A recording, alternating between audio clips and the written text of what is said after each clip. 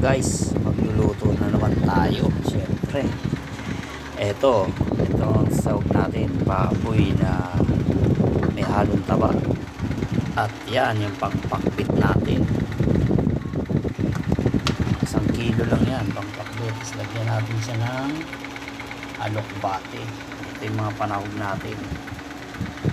Yan, ano naman to, bunga ng malunggay. Meron tayong kamatis, bawang sibuyas, pinaghalo ko na yan dahil madali rin magluto yan. At meron rin tayong luya para sa pantanggal lansa ng bagoong, boneless na bagoong. Okay, start na tayo. Magigisa na tayo guys. Sanin na natin ng kawali.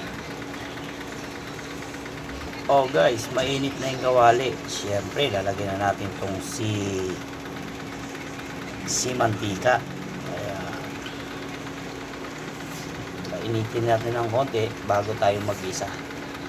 Okay guys, mainit na. Lagyan na natin yung luya. Yan.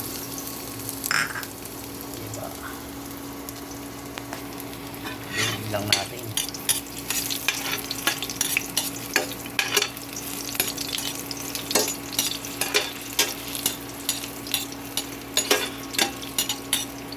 Si luya ang pangtanggal ng lansa. Tunin lang natin yan guys. Kapag okay na si luya, lalagyan na natin itong si bawang at sibuyas. Madali lang naman maluto yung mga yan.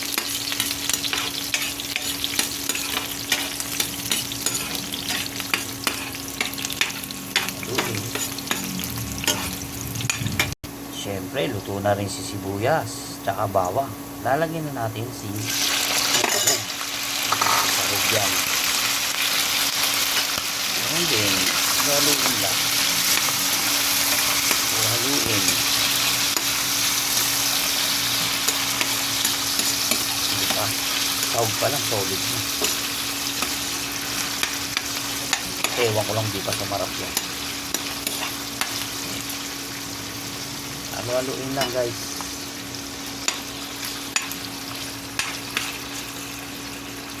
Ilagay na natin yung kamatis. Haluin nyo lang. Ingat lang kayo kasi pumuputok talaga yung baboy mo. Yan sa mga taba.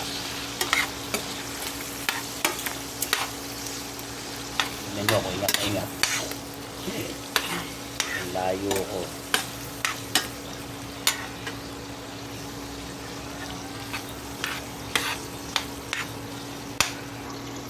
Followers, lagyan nyo na rin tong bunga ng malunggay kasi medyo matagal yan lumambot. Sabay nyo na sa paggisa. Ang dami yan sa mga gilid-gilid, yung daon ng malunggay tsaka bunga ng malunggay. Kagandahan dito, masustansya yan. Bunga, dahon, yan, sustansya sa malunggay. Palambutin mo lang muna yan.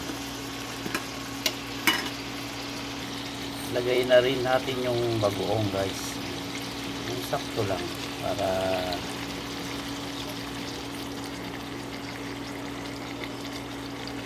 bango guys. So guys, susunod na natin to yung pakbit talaga. Pakbit na. Ganun din guys, haluin nyo lang konti, bahagya.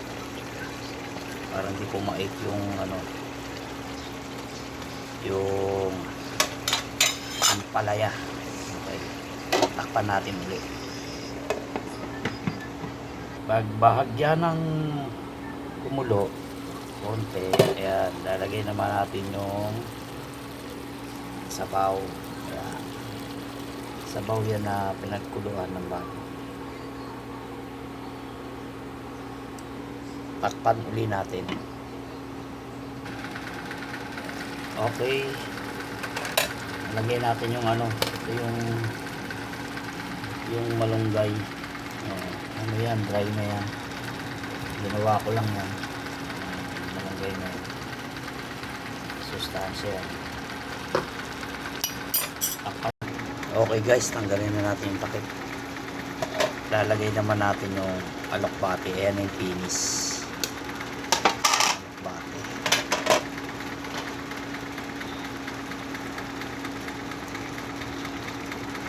Tatakpan lang natin ulit.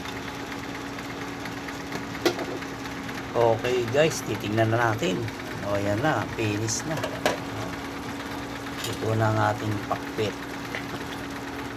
Okay guys, salamat sa panonood. Ayan. Nawala na yung alokbate sa konti niya. Ayan na. Pero masustansya yan guys. Okay, finish.